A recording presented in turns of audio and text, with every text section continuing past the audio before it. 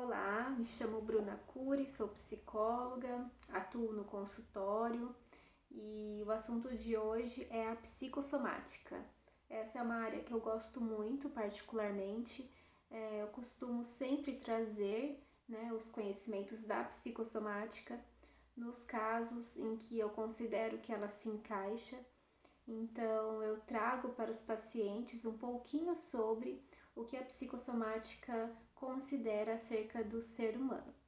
Então, eu quero falar um pouquinho para vocês que eu tenho a experiência de tratar alguns casos em que fica muito claro essa questão da mente e do corpo, como algo que é indissociável, ou seja, algo que não se separa.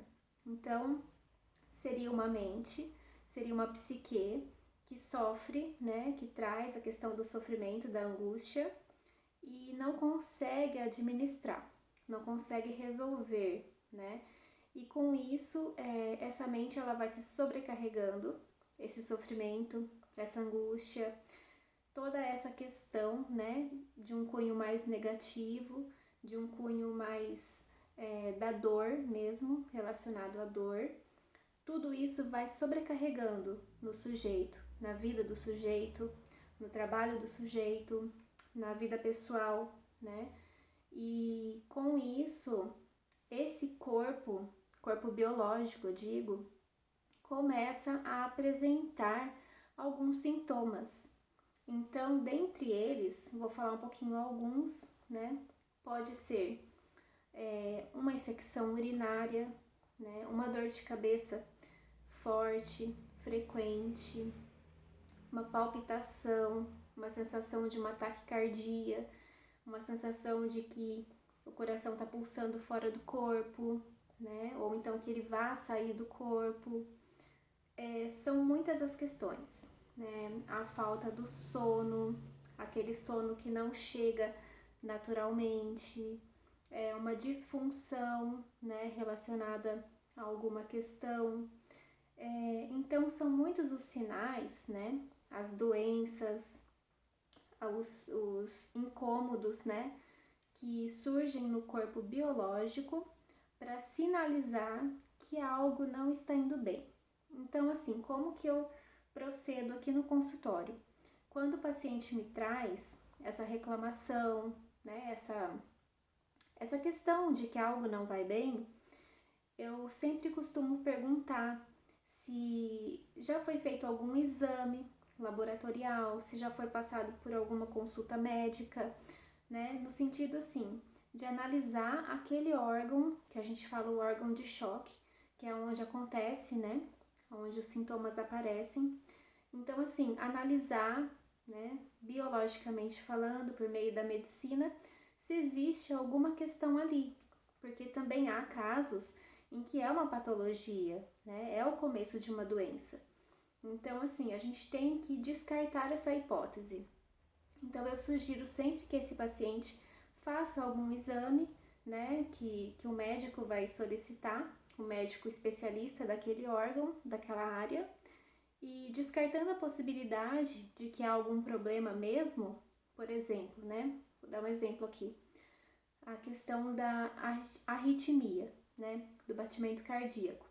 Então, assim, eu tenho paciente que já fez, os exames necessários cardiológicos e que não consta nada, Com o parecer da medicina, está tudo ok com aquele órgão, Então, por que essa arritmia? Por que esse batimento acelerado?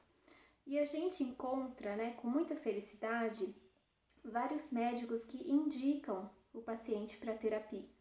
Então, assim, esses médicos, eles entendem que o falar pode curar, Então, assim, quando há um sintoma relacionado a sofrimento, Sofrimento, angústia, tristeza, que não é algo palpável, que a gente não consegue pegar e manusear. A gente só consegue falar, refletir, pensar sobre isso, dar um novo significado para isso, tentar superar aquilo que deu errado, Ter mais tolerância consigo mesmo. Então, todas essas questões estão relacionadas à terapia, Ao trabalho do psicólogo. E eu encontro com muita alegria, com muita felicidade, vários profissionais que indicam o paciente para terapia. E quando esse paciente chega, começa a falar de todos os sofrimentos que estão por trás dos sintomas, é aí que a gente consegue ter acesso a esse sofrimento, ter acesso à vida desse paciente, com todo o respeito, com todo o cuidado, com todo o acolhimento necessário, para que essa pessoa sinta que na terapia ela tem um momento que é dela, é um momento onde ela fala, onde ela se ouve e onde existe um profissional com uma base científica para analisar tudo aquilo que ela está falando. Então, assim, a terapia ela é muito interessante. Claro que não é para todo mundo. Eu vou explicar o porquê. Não é nem a questão financeira, não. Essa é uma das questões. Mas a outra questão é que há pessoas que têm resistência para a terapia. Pessoas que não acreditam que o falar pode ser terapêutico. Pessoas que se resolvem em outras áreas, fazendo outras coisas.